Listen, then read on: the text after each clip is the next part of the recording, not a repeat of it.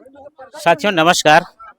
यहाँ पर एक गंभीर समस्या जो है किसानों को फेस करना पड़ रहा है।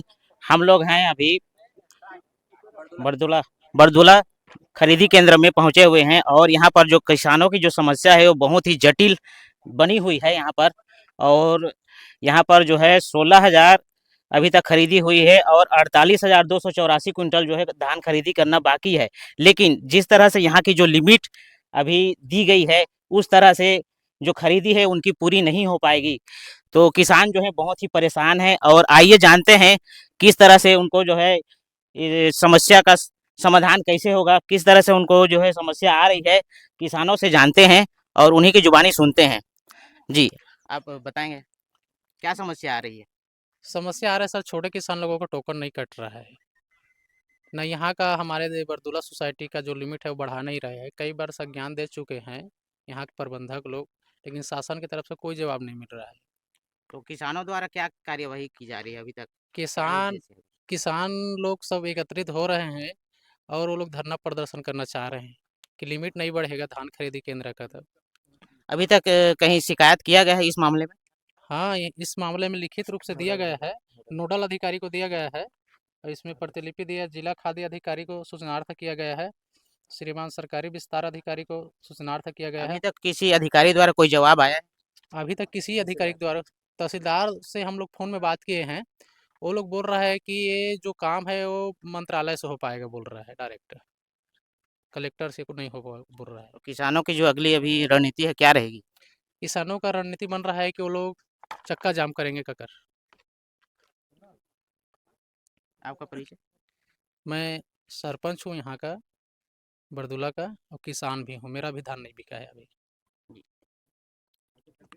की समस्याएं जो है यहाँ देखने को मिल रही हैं। सर अभी तक जिस दिन से धान खरीदी प्रारंभ हुआ है उस दिन से लेकर आज तक लगभग 16,000 क्विंटल धान खरीदी हो पाया है, जबकि यहाँ का कुल 65,000 क्विंटल धान खरीदी होना है। 48,000 के आसपास अभी क्विंटल धान खरीदी होना बाकी है।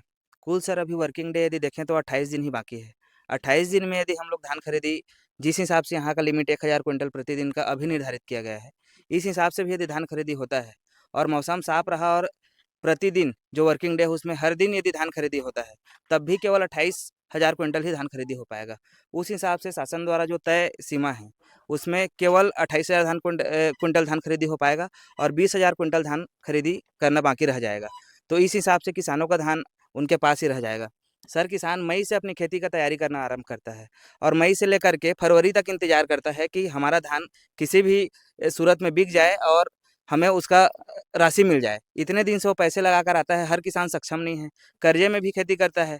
अब यदि उनका धान बिकने में देरी होगा या नहीं बिक पाएगा तो ऐसी स्थिति में सर किसान आत्महत्या नहीं करेगा तो और क्या करेगा? और सर हम लोग केवल ऐसा नहीं बोल रहे हैं कि केवल बरदुला सोसाइटी का यहाँ का धान का खरीदी का आप लिमिट बढ़ाइए। आसपास के अन्य मंडियों में धान का लिमिट बढ़ाया गया है, तो यहाँ का क्यों नहीं बढ़ाया जा सकता? और यदि धान खरीदी नहीं होगा तो हमारे पास सर कोई ऑप्शन नहीं है शासन का विरोध करने के अलावा। हम लोग शासन के विरोधी नहीं हैं, लेकिन यदि हमारी मांगों को पूरा नहीं करते हैं तो आज कलेक्टर साहब के पास जाएंगे और जन दर्शन में आवेदन लगाएंगे कि 2 दिन के भीतर सर हमारा लिमिट कम से कम 2,000 प्रति क्विंटल आप कीजिए, और यदि आप नहीं करते हैं तो 2 दिन के बाद हम लोग कलेक्ट्रेट परिसर में उग्र प्रदर्शन करने के लिए मजबूर हैं। तो इस संबंध में कहीं शिकायत किया गया है तो कब किया गया है? इस संबंध में सर लगभग 1 महीने से और 20 दिन, 2 बार, 20 दिन पहले और 1 महीना पहले 2 बार यहाँ से उपार्जन केंद्र द्वारा शिकायत गया है कि लिमिट बढ़ाइए कह करके।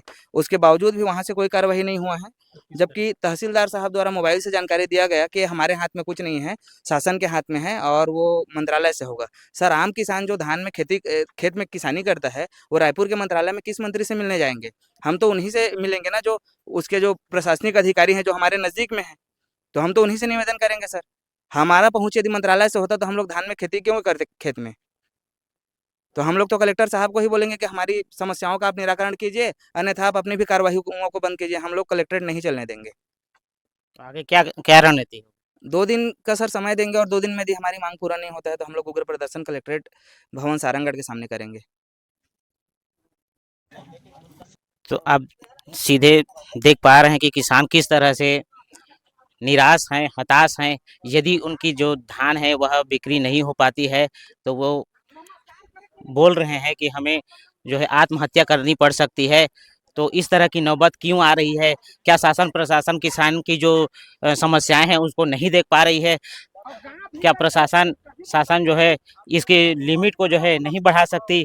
सोचने वाली बात है। किसान किस तरह से यहाँ पर परेशान हैं, हताश हैं और चाहते हैं कि जल्द से जल्द जो उनकी समस्याएं हैं उनका निराकरण जल्द से जल्द हो सके, यही वे चाहते हैं। नहीं तो वे कलेक्टर परिसर में जाकर धरना प्रदर्शन करने को मजबूर रहेंगे। यदि उनकी समस्याएं नहीं सुनी जाएंगी तो वे आत्महत्या करने तक को भी मजबूर होंगे। यदि आपको यह खबर अच्छी लगी होगी तो हमारे चैनल को सब्सक्राइब जरूर करें। जय हिंद, जय भारत।